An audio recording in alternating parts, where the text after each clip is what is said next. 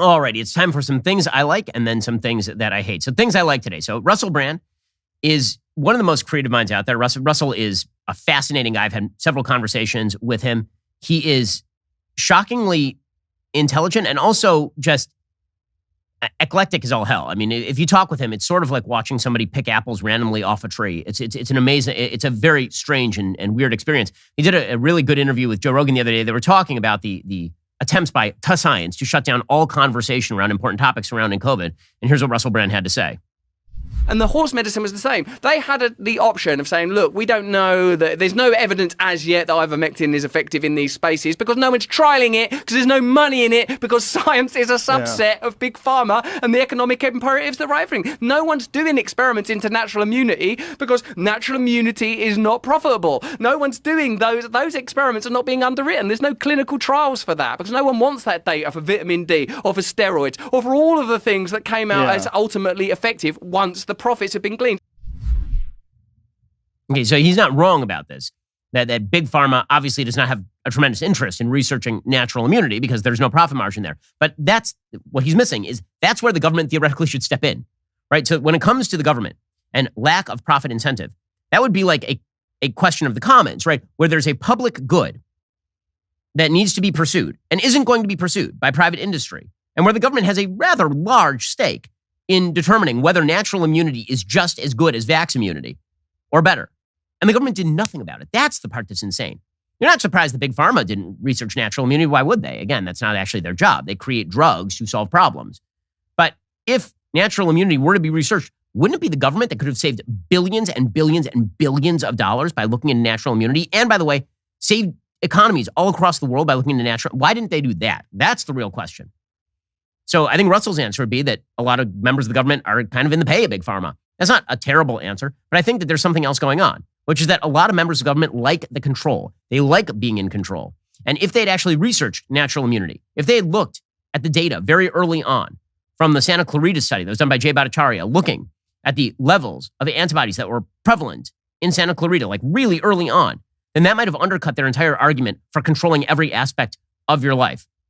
But again, I'm glad that Russell is having that conversation with Joe Rogan, and good for Russell for having that conversation. Well, Russell says you can't trust a lot of corporations. Well, he's not wrong, especially when you are talking about big tech. Big tech is constantly gathering your data and then using it against you, or they're selling your data to advertisers who are trying to target you, or they're giving it to the government. But here's the thing. Your data is your business. That's the reason I use ExpressVPN.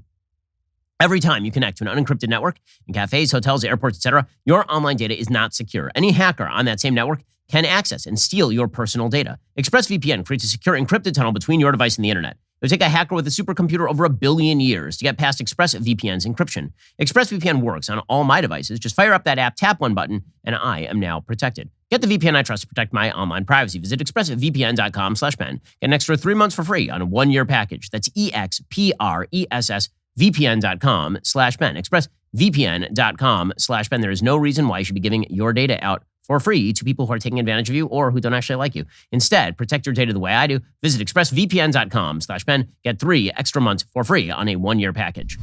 Well, it's rather unnatural to pay no attention to natural immunity. You know what else is unnatural? Not eating your fruits and vegetables. But for me, that's kind of a problem. I don't like fruits and vegetables all that much, which is one reason why I rely on Balance of Nature. The American Heart Association recommends 4 to 5 servings of fruits and veggies every single day. That's a hard thing to choke down. This is why you need Balance of Nature. Balance of Nature fruits and veggies are the best way to make sure you're getting essential nutritional ingredients every single day. Their products are 100% whole food. Balance of Nature uses a cold vacuum process that preserves the natural phytonutrients in whole fruits and vegetables and encapsulates them for easy consumption. Balance of Nature actually sent a bunch of their product down to the studio. We've been using it here. My producers have been using it. It's kosher, so I've been using it as well, and it is great. Go to balanceofnature.com. Use promo code Shapiro for 35% off your first order as a preferred customer. That's balanceofnature.com. Promo code Shapiro. Get 35% off your first preferred order. If you're like me, and if that's a lot of fruits and veggies for you just to eat normally, well, Balance of Nature can help you conquer that problem. Go to balanceofnature.com. Use promo code Shapiro. Get 35% off your first order as a preferred customer and get started today. Balanceofnature.com. So speaking of John Fetterman and Democrats desperately clinging to power, how ridiculous has this story become and kind of shocking? How insane has this story become? Well, they've now released an update on his health. Joe Calvello, who is the communications director, says, quote, We don't have a lot to update folks with since there's no real news to report except that John is doing well, working with the wonderful doctors. He remains on a path to recovery. He's visiting with staff and family daily. His staff are keeping him updated on Senate business and news. Our team is moving full speed ahead and working tirelessly for the people of Pennsylvania. Just last week, we opened a new office in Erie and we'll be opening several more offices in the coming weeks. And then they add, we understand the intense interest in John's status and especially appreciate the flood of well wishes. However, as we have said, this will be a weeks-long process, and while we will be sure to keep folks updated as it progresses, that is all there is to give by way of an update. Now, at the same exact time, they're saying there's no update on John Fetterman's health. There is a report that came out same day. 6 U.S. senators, including Bob Casey and John Fetterman, introduced the Railway Safety Act of 2023 to help prevent future train derailment disasters. How did that happen? He's literally in a mental hospital right now. How can he join a bipartisan group of senators to introduce legislation? It seems like that would be a relevant question for members of the media to ask. So you have a person who is not well, who's apparently co-sponsoring legislation now. And apparently the AI came for the Senate. And now we just have AI algorithms that are running senators' offices. It's totally wild. Can you imagine if there was a Republican who's legitimately in a state of like a mental hospital and he was co-sponsoring legislation? You think there might be questions about whether that person was capable of functioning in the job? Meanwhile, the Washington Post is doing what the Washington Post does, and they have run to the defense of Giselle Fetterman. So a lot of people on the right, including me, have questioned Giselle Fetterman in terms of her treatment of her husband here. He's not been well for a while here. And Giselle Fetterman is a very political person. There's been a lot of speculation that she would love to fill her husband's seat if he were to retire from that seat. So the media are already running into defense mode. So Monica Hess has an entire piece called How Giselle Fetterman Became the Right Wing's Favorite Supervillain. Well, I mean, I have a question. Would you do this to your husband? If you're a wife, would you do this to your husband has a debilitating stroke? You'd keep him on the campaign trail, would you? And then you would have him out there in public, not able to hear words or speak words properly. You would do that to him, would you? Seems like not a great thing to do, regardless of who you are. But, says this columnist, the attacks on Giselle are dizzying in scope and ambition. John Fetterman, according to one line of grotesque and specious Twitter speculation, struggled with depression because his wife wouldn't stop seeking the spotlight. But then it was also Giselle's fault when, to avoid the spotlight brought on by his hospitalization, she decided to take their children to Niagara Falls. Well, no, those two things are not in conflict, actually. It turns out that if your husband is in a mental hospital and needs to see you every day, going to Niagara Falls with the kids is kind of a strange decision. In any case, the idea here is that you're sexist if you point out that Giselle Fetterman has made some questionable decisions here. Again, Democrats must always be defended no matter what. And speaking of people clinging to power, Senator Dianne Feinstein, who is overtly not with us. She's overtly senile at this point, the senator from California. She's still sitting in the Senate. Why aren't Democrats pushing her to step down? Again, there is no reason, except presumably to cling to power.